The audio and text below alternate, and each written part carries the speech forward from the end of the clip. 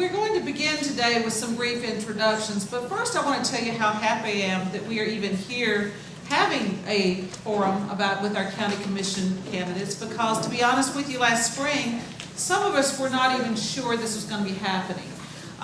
You may remember we had quite a bit of controversy last spring when the state legislature decided that they would assist us with the redrawing of the boundaries of our county commission districts. Like the way I put that? Yeah. And after some rather protracted legal procedures to come up with a resolution to a problem that many saw as creating a situation where some of our county voters did not have a representative on county commission, we finally came up with a judicially imposed resolution to the problem that resulted in a decision that some of our county commission districts would hold elections this fall. So some of these people have put campaigns together in rather short order, because we were not really sure whether these elections were going to occur this fall or not. So I want you to spend time today thinking about the issues that they have to talk to us with about. Again, if you have questions for them, I won't be able to get to everyone's question because we will want to get wrapped up at one, but we want to try to get as many questions as we can. We will do a rotating start so that different people get the first answer to the question. I may not ask the question of all 5 candidates if it's a question where we're going to have a lot of agreement or repetition, but I will give the candidates a chance at the end to address any issue that came up during the forum that they did not get to address. But we want to start today with 2-minute introductions, and we'll begin on the end, and we will ask that Ms. Kellerman begin by introducing herself and telling us a little about her reasons for running for office. It's up to y'all. I think y'all are probably going to be able to hear. My voice carries. If y'all are standing, probably. Yes. My name is Linda Kellerman, and I am running for District 6 County Commissioner. My husband and myself moved here a few years ago when Mack Trucks moved their campus to Greensboro, the world headquarters to Greensboro. I'm very concerned about public education. I want to keep our schools well-funded. I retired. I began a new chapter in my life, and now I'm willing and I'm waiting to run for public office. I want to serve the public, and I thank you so much.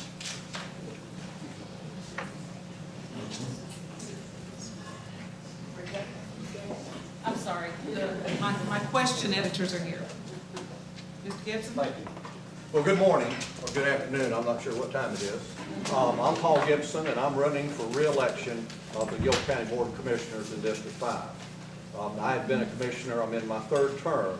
I served 1 term from 84 to 88, and then I waited 20 years to run again. I'm sort of like the cicada. I come around about every 20 years. I've enjoyed being a county commissioner, and I've worked very hard at being a county commissioner. I've been very involved on both the county level and on the state level. I'm on the board and commission of several groups statewide that do important work that affect not only Guilford County, but all 100 counties in North Carolina. As was mentioned earlier, I'm concerned about our funding for education. I can't think of anything more important than funding our schools. There are a lot of demands on the Board of County Commissioners right now, and we need to work collaboratively with other governments and other entities in Guilford County to make all of this work for all of us. Thank you. Mr. Phillips.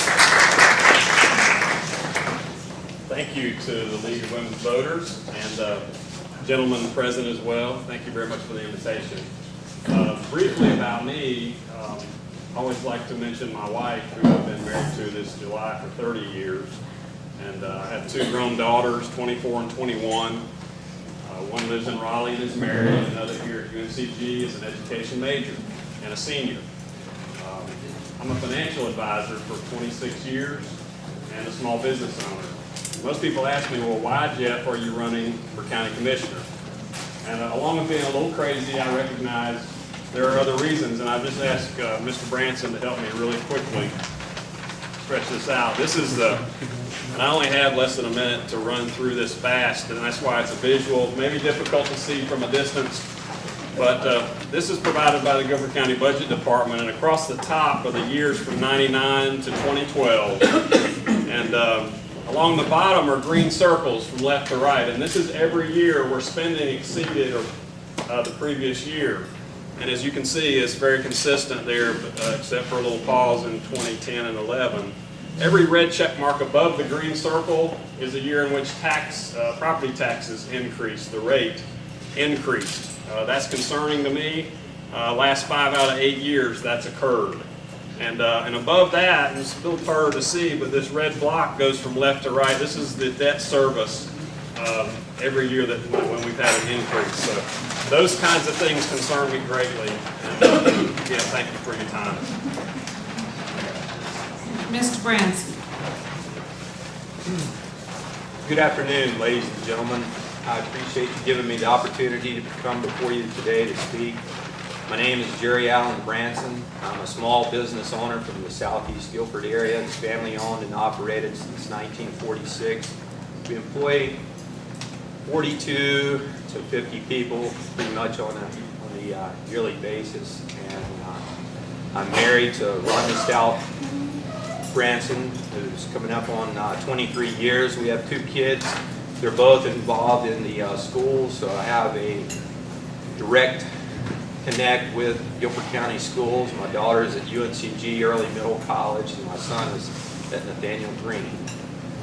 I have a lot of different ideas as far as conserving, cutting costs in all of the departments throughout the county. I'd like to look at fire, rescue, EMS, sheriff's department, police department, and of course I want to get money back into the classrooms. I feel that we spend an overabundance of money in our buildings and construction end that I have some questions with.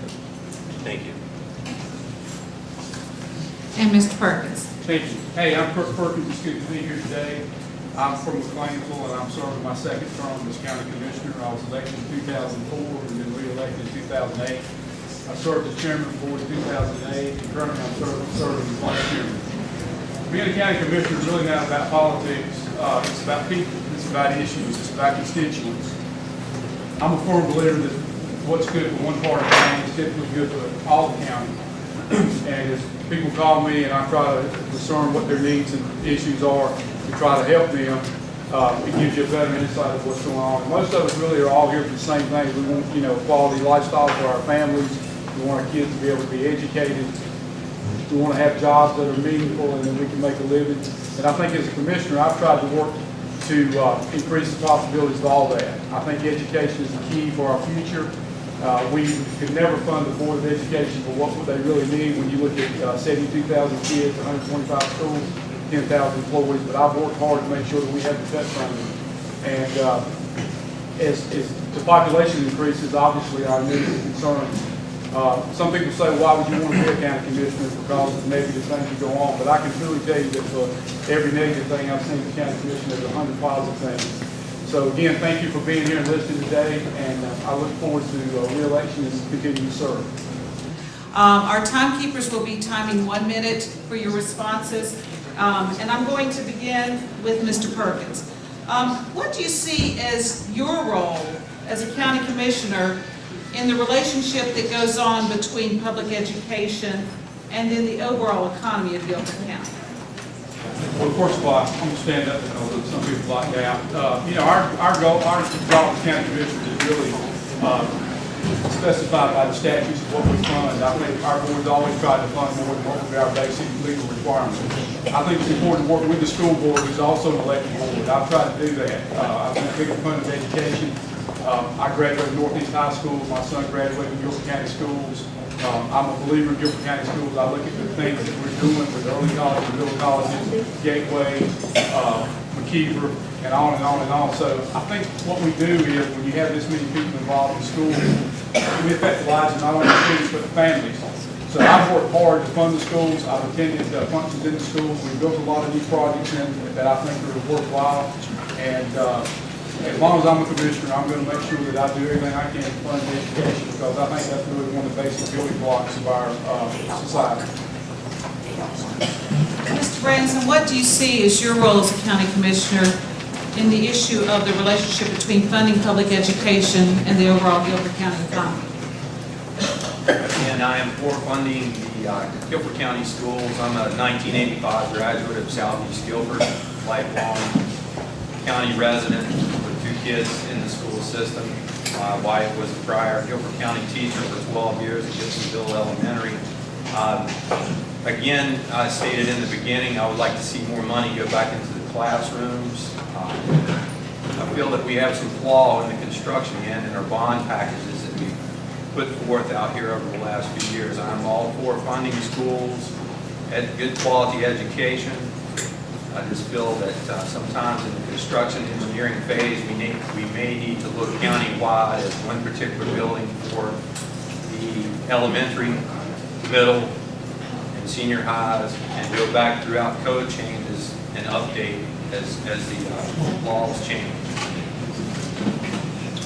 Mr. Gibson? Thank you, ma'am. And I agree with the 2 comments before me that I can't think of anything more important for economic development and growth of this county or all across the board than funding education. I'm going to take a little different tack and talk about something that is really sole purview of county government, and that is the physical buildings in Guilford County. We're responsible for building those buildings and maintaining them. And I'm afraid that we've not done as good a job in our maintenance budget to the schools as we should be doing. I would propose that we put the quarter-cent sales tax back on the ballot, and we use that money to maintain our schools, our public schools, and also to maintain the buildings at the GTCC. Mr. Phillips? Yes, thank you. About a year ago, I took a 7-member team through the process of extensively evaluating the Guilford County Schools budget. I might mention, both of my girls went through Guilford County Public Schools from kindergarten on up. And what we determined was that one of the weaknesses in our estimation was that a lot of money, in fact, about over the last 10 years, 65% more had been spent on the Guilford County Schools budget. And yet we only had 4,900 teachers, which may not be a big, it sound like a big deal and sound like a big number, but when you compare it to 11 years ago, it was about the same number. In other words, all those additional funds had not gone to increase the number of teachers in the classroom, which I believe firmly is where funding ought to be focused, rather than administration, for example, among others. Ms. Kellerman? Okay, I had volunteered in some of the schools, and I noticed that there was a concern about technology. I would like to make sure that the schools are well-funded as far as technology is concerned. So I would do my part in maintaining the budget for those purposes. Thank you. I'm going to ask Mr. Branson to begin on this question. We're staying on the education topic. This question is about the relationship between the funding that must be raised locally for our education programs and that which is raised at the state level, provided by the state. How do you plan to advocate for state funding in such a way that local property taxes will not be adversely impacted if sufficient state funding is not forthcoming? So discuss the balance between state and local funding for our schools.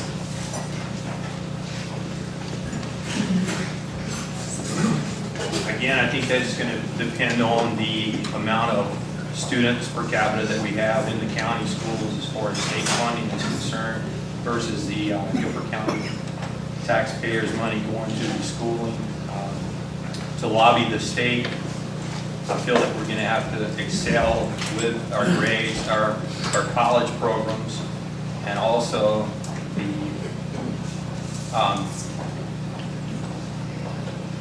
the way to get out new computers, new technology to all schools at every single level, whether it be the elementary level, the middle school level, or the high school level. I think those are areas that we do need to target. Again, going back into the classroom setting, trying to get our grades up, showing that we're having our grades, making good test scores as we advocate more money out of Raleigh.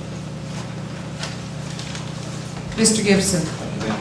As I mentioned earlier in my opening remarks, I do serve on the North Carolina Association of County Commissioners Board of Directors along with Commissioner Cashin.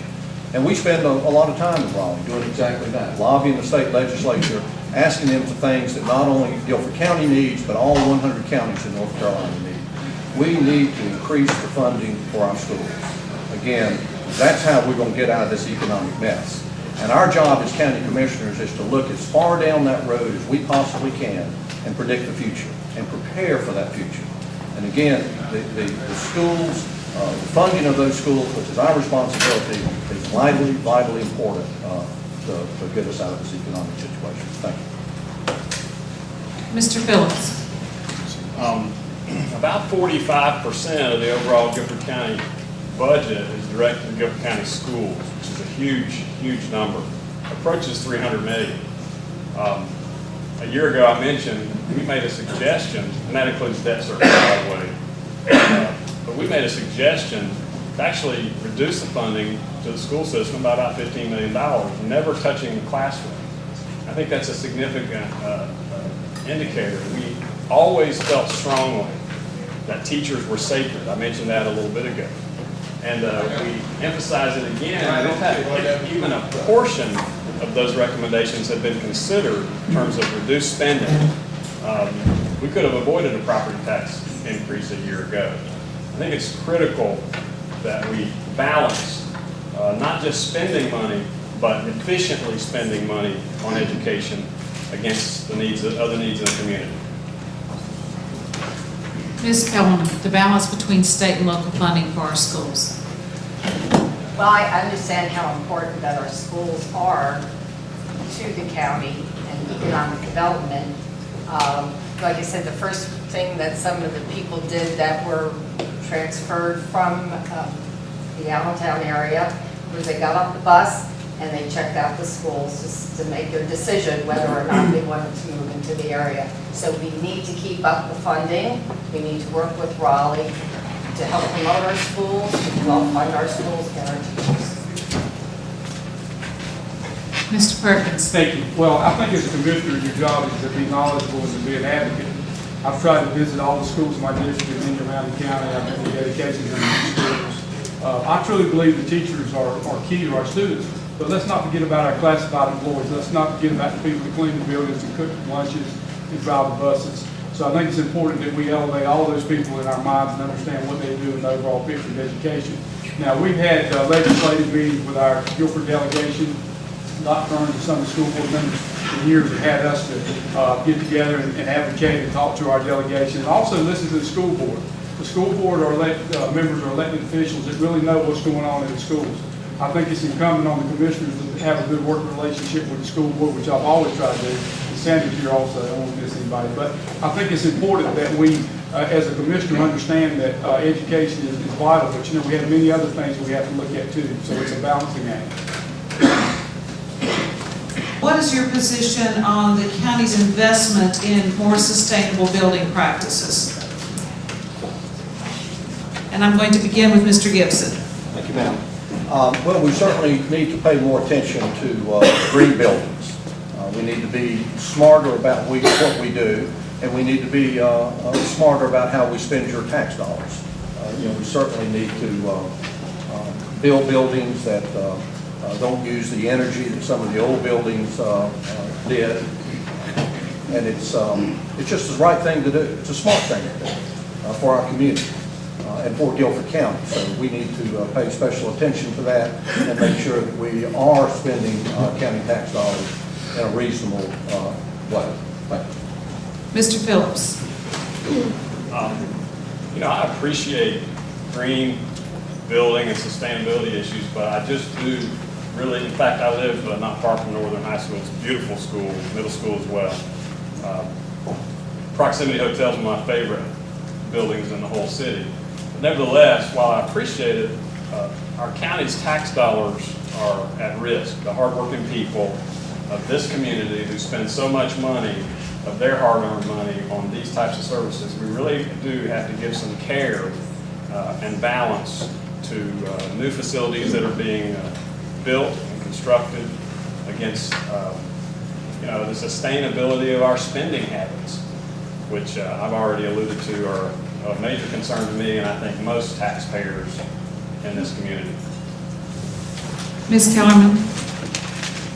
Sustainability issues in our county buildings. Well, I believe on building green. I think when you're in the building process, you need to be taking care of your materials and recycling, and you need to be responsible for those things. I myself, we built a home when we moved here, and we built a green home.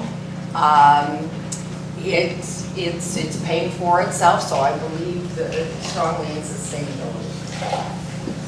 Mr. Perkins? Thank you. Well, I'm a home builder myself. I'm a certified green builder, and I understand a lot of those theories, but so much of it is just things we can do simply by watching our thermostats, keeping our doors closed, making sure that we have, window shading that we can do. I'm proud of the school board for stepping out and leading and building a northern elementary and try to have natural lighting and teach the kids there what sustainability is all about. I think it's vitally important that we look outside the box and not do the same things over and over again. At the same time, cost is always a consideration. Maintenance is a consideration. I think it's a mindset that we start with our kindergartners, and I think county government again needs to lead with recycling and making sure that we have, the shading that we can do in buildings that will be less than revamping the whole heating system. So I'm all for anything that we can do to make things more energy efficient and move forward. Mr. Branson? I think one of our big things we need to look at would be your architectural design. Again, I think we need to come back to a little bit more basic style of design for the taxpayer at the school level, the county level for all buildings that we're looking at. To go green is all fine and well, as long as you can weigh your options out and show me that the savings is going to be there in the end for the extra expense that you're putting out up front. Again, the high ceilings to bring light in, that's a good idea. That costs a whole lot more for heating and air conditioning as your heat rises and goes up to the top. So those are some of the things that we need to look at. Again, back to a more basic style, not a fancy building. People can work in a clean environment with heat and air. The kids can learn in a clean environment with heat and air in a basic style building. It doesn't have to be fancy. Mr. Phillips, I'm going to ask you to discuss with us a related topic. What do you believe the county commission role should be in the preservation of open spaces or natural open land for all citizens to enjoy? Well, I think the first thing that comes to mind is Saturday evening. I don't know if any of you were there, but correct me if this is off topic, but Greenway 8K run took place downtown. And so I value greatly that experience of running, not so much, it wasn't all that pleasant to be frank about it. If you ever run 5 miles in under an hour, it may sound easy enough, but that is not easy, my friend. That's and by the way, the first time I'd ever done it, and my daughter was with me, but nevertheless, I appreciate all that has gone on there. However, again, I kind of come back to my concern for money well spent. We just always have to be sensitive to this is their money, about $600 million of hard-earned property tax dollars. Commissioners have stewardship and a stewardship responsibility toward that in many cases I think has been overlooked to a great degree. We just got to bring that respect back to them. Well, recently I had the honor to tour the Hedgecock property in a High Point area. What they want to do is keep this a green space. There are some buildings on this property that they want to keep the historical value, and they want to keep those maintained. They also want to use this property to bring in students from places like UNCG to study the natural flora, and I think that would be a great way to educate some of our students. So those green spaces can be used in so many wonderful ways. Thank you. Mr. Perkins? Thank you. Well, I think everybody understands the value of open spaces and green spaces. Guilford County citizens approved an open space bond, and the county has been buying up some open space around the county. And there's a lot of criteria that we won't get into now. You can go on our website and look at. Alex Ashton with the county's here is sort of the spearhead of that. But what we do is we go out and look at properties that are available, these properties that people want to sell, and then we have them appraised and evaluated, and they go through a long process. But I always think about, when I think about parks and open spaces and lifestyle, I always think about Central Park in New York. And that was very controversial when it was done. What would that city be without that open space? Yes, there is some cost involved. We've been very fortunate with people like Alex in Guilford County that we've gone to the state for the Clean Water Fund, and we've spent money here to buy property. Then we've had an opportunity to get some of that money back. We've had people that donated part of the property. I think it's a great process. It's a voluntary process. It's a process that taxpayers approved and voted on, and I think it's going to make it Guilford County better for all citizens. Having sit on the Guilford County Board of Parks and Recreation since 2004, I've been heavily involved in some of the bond package money that Alex has gone out and looked at land for. Parks, with two kids growing up, one in scouting, well, both of them have been in Girl Scouts and Boy Scouts. I think it is very good to have this type of opportunity for all the county residents to be able to go to. Not everybody, like myself, was able to grow up on a 100-acre farm in the rural part of Guilford County, and I could run through the woods and see a lot of things. It's a very unique opportunity to go back. If you read this Sunday's paper, the tobacco barns that were in the Greensboro Daily News, that's a heritage that we are losing. A lot of these are rotting. Northeast Park, which we were involved in working on several years ago and opening. It's not open space, but that is alive. Working farms, people can come out from the colleges and the schools now to visit. Mr. Brains? You know, Fisher Park didn't just happen. Somebody a long time ago planned Fisher Park, and we all enjoy the open space today. As Mr. Perkins stated, there was a bond initiative some years ago, and you, the voters of Guilford County, approved that bond for us to go out and acquire properties and have that open space that we all enjoy. The Hall River State Park. One of the best things that I think our board did, Doc Kearns, back in the 80s, was to acquire the property out there where the Burr Mill Park is today. And that was a lot of Doc Kearns' doing, and I'm so glad that we did. That's a wonderful park. Those things don't just happen. You plan for them, and you pay for them with your bond approval. Ms. Kellemer, you're going to have the first answer on this question. We're going to switch to the topic of health care, and concerns have been raised about the availability of health care for some of the indigent citizens in our community. What do you believe the County Commission should do in this time of transitions in our health care insurance programs to continue to ensure that our indigent citizens are able to receive health care services?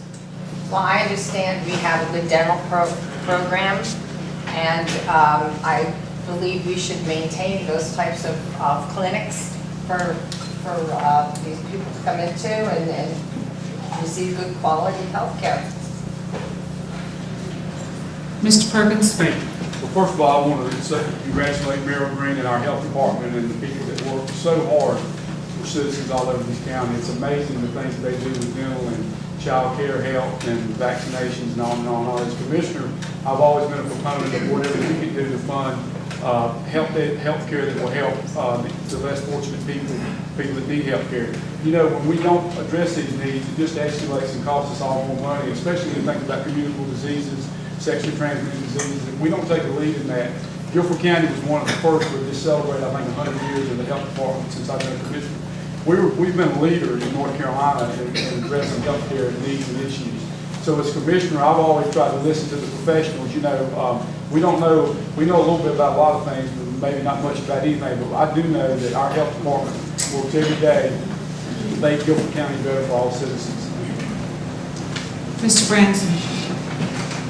Well, from a business owner standpoint, family-owned business again, health industry is very, very expensive. As all of us know, for medication and health insurance. I feel it is a great opportunity for us to provide those who are in need However, I think we walk a fine line sometimes, in my opinion. I wonder if we should investigate a little bit more thoroughly. I want everybody to receive health and medical if they need to be provided with it. I don't want them to take advantage of the system. Mr. Gibson? Yeah, it may sound insignificant, but our board was on the verge of doing away with one dental hygienist that goes in all the elementary schools and checks the young children's teeth. And we fought hard to maintain that funding, and that position is still there. We do have a dental clinic, as Mr. Perkins says, and it's county funded, and I'm so glad that we do. I think everybody in this country, in this state, and in this county has a God-given right to good health care, and is incumbent upon us.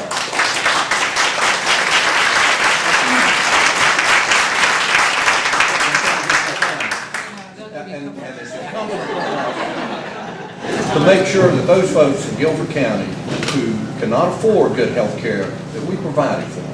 As Mr. Perkins says, we pay for it now, or we pay a whole lot more down the road, and not just health care, but mental health care. We've got to look at that whole array of issues and make sure that our citizens are healthy and ready to live the American dream.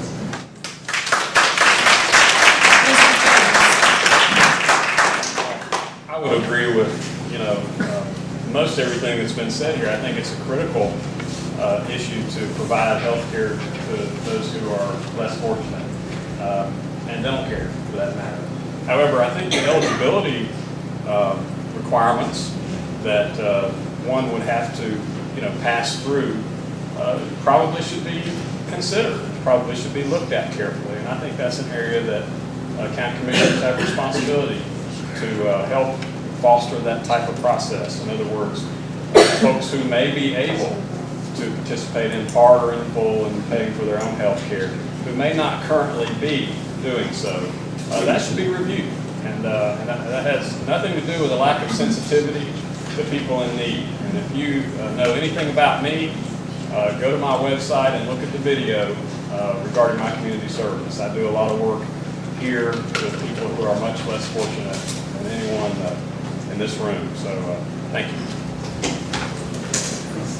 Mr. Perkins, Guilford County participates in the Federal Secure Communities Program. Under this program, undocumented immigrants who committed no crime or only a minor infraction are often held in the county jail for immigration authorities to pick up and end up deported, breaking up families, and creating fear in the community. Across the country, some jurisdictions are choosing not to hold undocumented immigrants after their scheduled release dates, except in the case of serious crime. What are your thoughts about spending Guilford County tax money in this way to help enforce federal immigration law? Don't have any easier questions than that. Well, I believe in the value of every human. I know that we have immigration laws. I know that we have to have rules and regulations. But I believe that people that are here working that may be undocumented or people that have not violated the law should be allowed to, go through the system. And, it's a very complicated federal issue, and I certainly don't know all the answers. But in Guilford County, being in the construction business, I deal with a lot of people that are immigrants, or maybe the parents maybe were not born here, but maybe since they're 2 or 3 years old, that have gone through the schools. And it's very complicated. I think it should be looked at on a case-by-case basis. I don't think that we should be spending money unnecessarily, and yet we need to enforce the laws of the state and the country.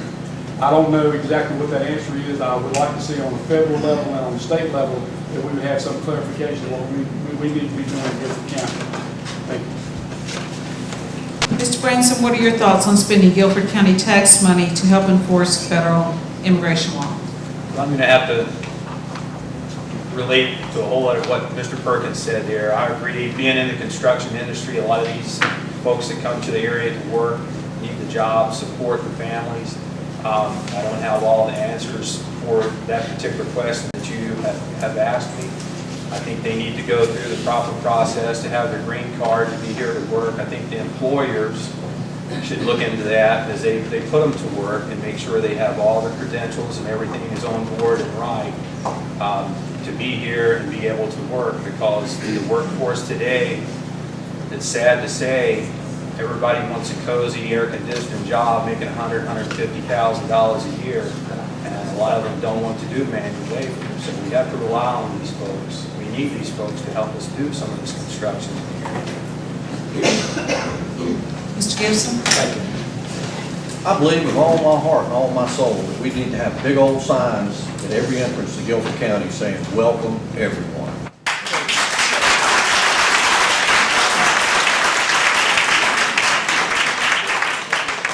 You know, we don't need to be enforcing federal immigration laws, but in a sense, we're kind of being forced to. Again, it's so unfair.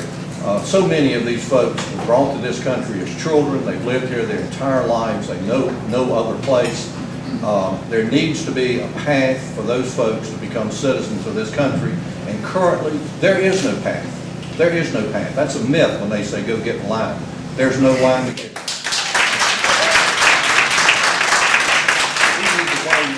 Every person in Guilford County and do all we can to be inclusive and have them be part of the big table here in Guilford County. Thank you. Go Paul! Mr.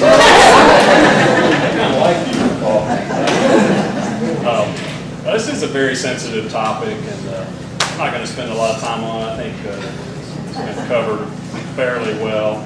But I think, again, as you all know, it's a very expensive subject as well. And, you know, from young people to those who are up in age, I mean, from everything to from education to health care and infrastructure here locally to support someone who may not be a legal citizen of this nation. So I think it is important to go through the proper path. I wouldn't necessarily agree with Paul with regard to his point made. Not that it's easy. I know people as well as you who have gone through legal channels and earned their citizenship to the United States of America.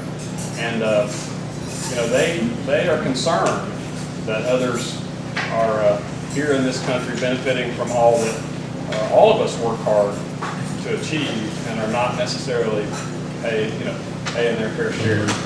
Thank you. Ms. Kellerman? Well, I feel if there are undocumented workers in our county, that we are responsible for giving them basic health care and meeting their basic needs as far as law enforcement and whatnot is concerned. I know they are often do not report crimes committed upon themselves because they are afraid to. I believe that they should be treated equally as equal citizens. And Mr. Branson? Now that Sheriff Barnes has made the big move to the new mega jail, and we have our older facility, which with some renovation may be able to devote it to new uses, what do you believe is the best use for the old jail, and should that include the housing of federal inmates? Okay, I've been able to tour the new jail a couple of times with my kids. Told them it was one place they never wanted to go. It was a very nice, beautiful facility.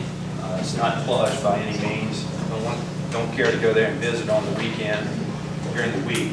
The old building, however, in a briefing session that I attended with the county commissioners several weeks ago, there's a lot of unknowns out there yet as far as housing of federal prisoners to come to this area. I think we need to stay strong and look as a way to maybe renovate this building in the near future.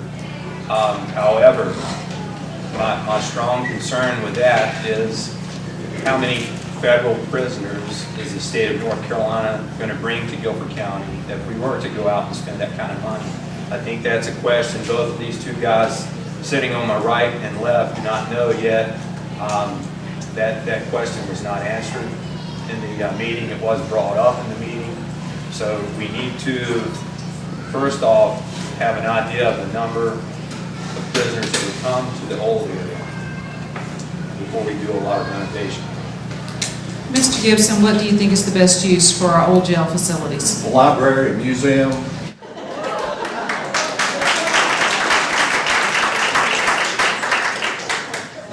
convictions. But that's not what we're going to do with it. We are going to use it to house federal prisoners. This is the Middle District Federal Court District in North Carolina. It makes no sense for federal authorities to do what they're doing now and send those prisoners to Norfolk and all over the southeast. They're going to put them as close to the Middle District as they can. So we can house federal prisoners in that facility, and we can use those federal dollars to pay down the debt on that new jail that we built. I chaired that jail construction advisory committee, and it was the right thing to do. The old jail was a horrible place to put people. It was a horrible place to work. And I've said many times, and I'll say again, that was the easy part, building that jail. What we need to be worried about, what we need to be working on now, is keeping people from ever going in that jail and keeping people from coming back and coming back through our jail. That's our challenge. Mr. Phillips? I would reiterate, thank you. I seem to need a reminder. I would reiterate the same thing that Mr. Gibson has said. I don't see, currently, as from my understanding, I don't see an issue with regard to housing federal prisoners. Benefit to the taxpayer be those funds provided back to the county. So I don't know that I have much else to add in that regard. If that did not come through, you know, I'd have to give that some thought and contemplate alternatives and determine what's in the best interest, again, of the citizens, residents, taxpayers of Guilford County. Yeah, I really don't have much more to add than that. I believe that if the federal government is going to step up and renovate the building, and we see some type of profit from that or stability from that, it's a great idea. Mr. Perkins? Well, I'm trying to keep an open mind on the old jail. I was funding the new jail. I spent 10 years working in the Department of Corrections. I have a degree in corrections. I'm not a big fan of renovating that jail and taking federal prisoners on a per diem daily basis. First of all, we can't control the flow. Every inmate is a potential lawsuit in that jail that's built housing. Our biggest cost is our fixed cost, heat, air, keeping up the staff, the medical staff, and on and on and on. I could see the jail maybe renovated to house work release prisoners or maybe lower custody prisoners or weekend prisoners. I would be happy to make the jail available to the federal government. Let's lease it to them so we have an amount of income coming in that we can determine and know.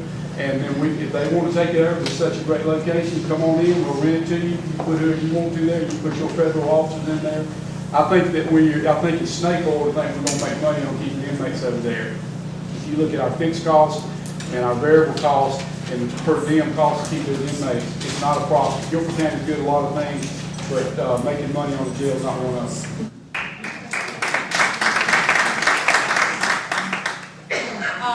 As a way of our closing statement and last question, I'd like to ask each of you to address this. What particular issue do you think should be a very high priority for County Commission in the coming year that we have not addressed today? Mr. Gibson? I think something that we really have not spent as much time on as we should is trying to prepare for the future, trying to vision and look down the road about what Guilford County should and what we want Guilford County to look like 5, 10, 20 years down the road. Again, those things don't just happen, you plan for them. We need to plan for those jobs, for the new economy. We need to plan for educating our children and re-educating the adults in our county that have lost their jobs.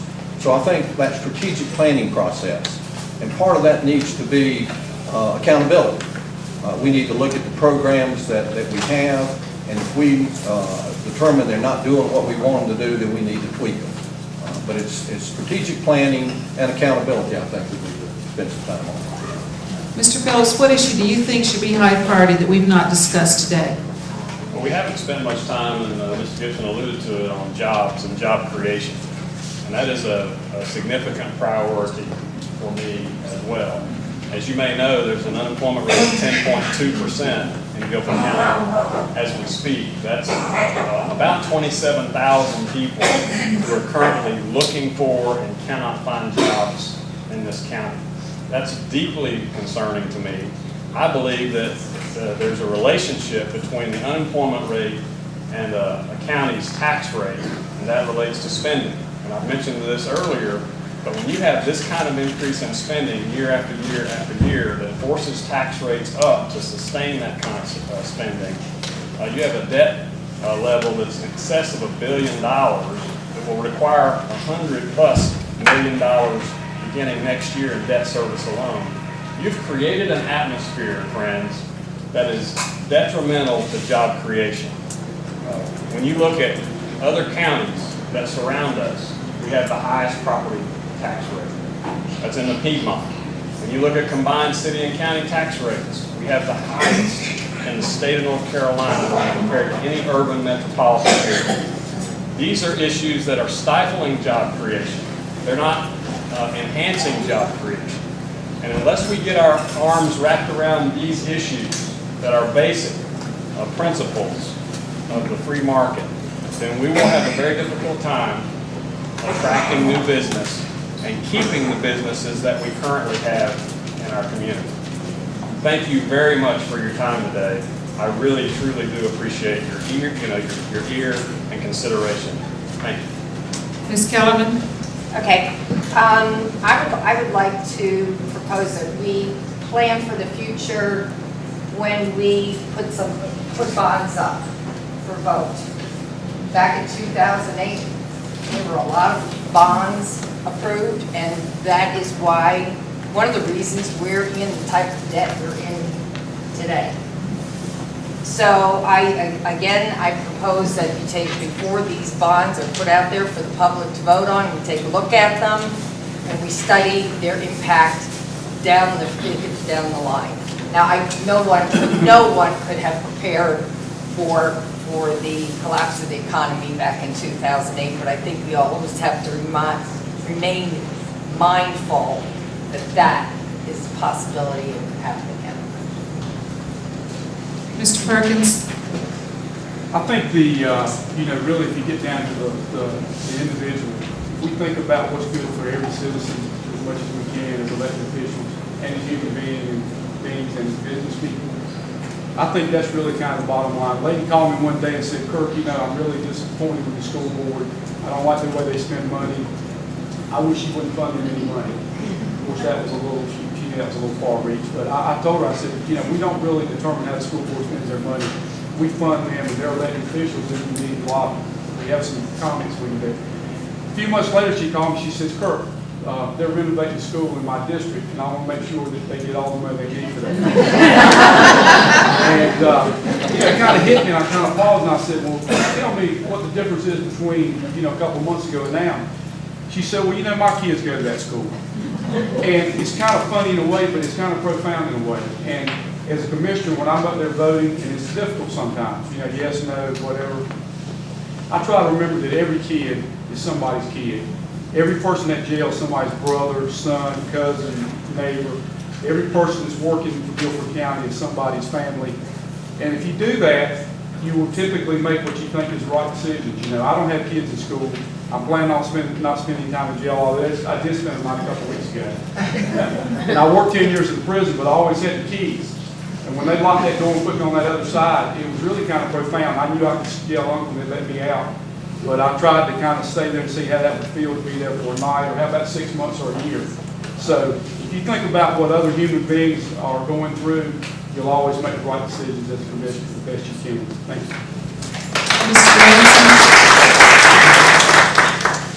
Well, I think one of the things we need to look at is how we're going to go about creating jobs for our future, for our kids, our grandkids that are coming out of college, having a hard time finding a job.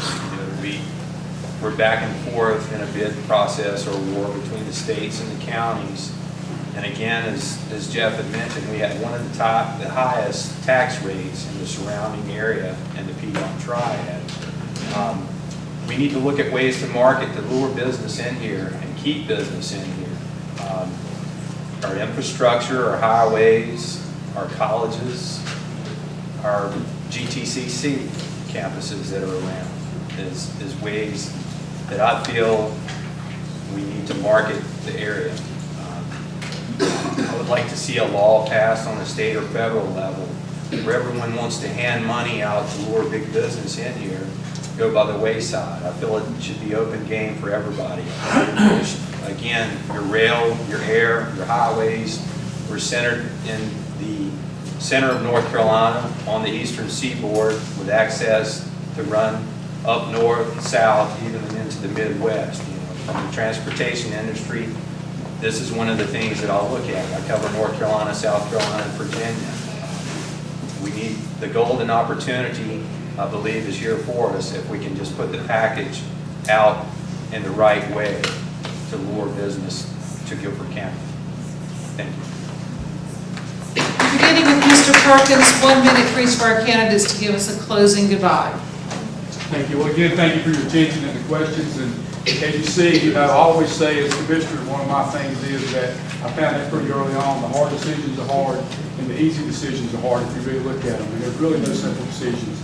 And we can talk about any of the questions y'all had today and stay here for 2 weeks. I don't know all the answers. You know, I try to go to work as a commissioner. I try to listen. I try to listen to my staff. And try to use my best judgment on that. As far as creating jobs, I think the way you do that is create an environment for people to come here. As far as incentives, I think we're blessed in Honda Jet World headquarters here. American Express spent $100 million and on and on and on. When I look at incentives, if it's a net gain to Guilford County, then I'm going to consider it positive. And I think as a commissioner, if we just do that and try to be objective and look every day and try to think about individuals, it'll be a better place for all of us. I think a rising tide gets everybody. That lady's had a hard job in this time. And Mr. Branson.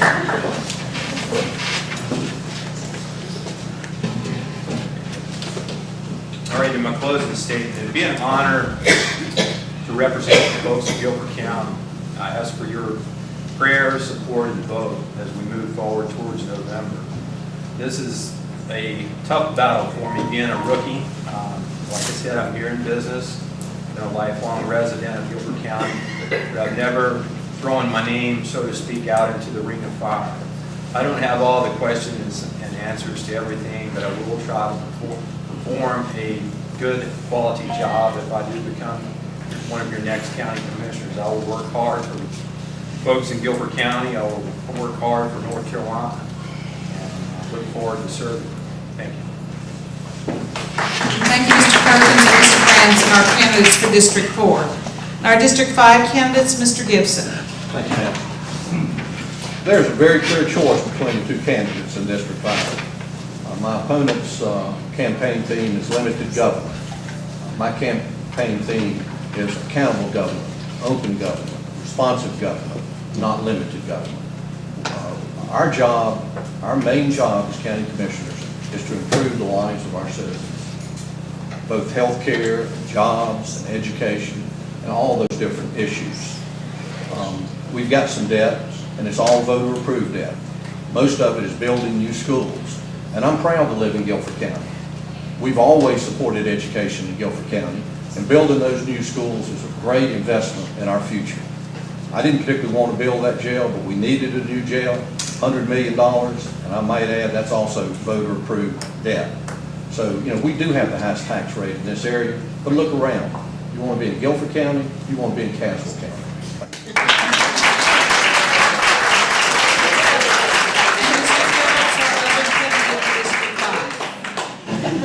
Again, thank you all for being with me here today and for the opportunity to speak with you. I'm a firm believer that limited government is pretty simple. I think most people know what that looks like and what it means. Certainly involves accountability, to Mr. Gibson's point. However, there's not enough business practice and principle going on, in my estimation, in government. And I think we need to bring that back. We need to bring some of that kind of thinking, some of that kind of philosophy back to how we do business in government, and give the respect back to the people who work so hard to fund those necessary services that Mr. Gibson alludes to. I remind you that our role, all of us in this room, is to pursue the best interest of our children and our children's children, and beyond. And if you think like that, what you do today, that it impacts what they will experience later, it makes you think a little differently. And I would like to see the debt load and the spending and the tax implications not be so heavy on them as it is on us. And that'll be a better world for all of us, in my estimation. And again, once again, I think for the third time, and thank you, ma'am, very much for keeping us on cue. I appreciate your time today. Thank you. And our District 6 candidate, Ms. Kelly. I was pretty easy on you today, I think. I'm new at this. I do believe in Guilford County. I will work tirelessly. I will work endlessly. I will leave no stone unturned to help improve the living conditions of all citizens of this county. As far as taxation, I do not believe that we can limit saying that we may need some additional taxes to fund our projects, because we may need that. Does anybody want to see that? Probably not, but we need to keep the integrity of Guilford County intact. Again, I thank you so much for having me here today. My name is Linda Kellerman, District 6. And again, running with Ms. Kellerman in District 6 is Mr. Hank Henning, who was not able to be with us today. I want to thank just a couple of groups. First of all, it's always great to see my friends from the league, but I especially want to thank those of you, many of you who are off in the background, taking care of all the little jobs it takes to get these kind of lunch forums going on. We had many people who played a role in the organization and carrying out of this forum today, so thank all of those league members. I want to thank all of our guests. Gloria, not to put you on the spot, you had the voter registration forms here? Yes, I have. If anyone needs to register to vote, we have Gloria is here with us. Gloria is our chairperson that works with voter registration drives. So if you need to register to vote, or if you've moved and need to change the location of your registration, we've got forms available. Also, if you're interested, we have quite a few requests around the community to come register voters this year. So if you want to assist voters with registration at various drives, Gloria is the person who can help you get involved in that kind of thing. I always want to thank the media. We have lots and lots of people from our newspapers and our television stations in the area, and thank all of y'all for being here and covering this also. It's always a great way to extend the reach of what we do at these forums.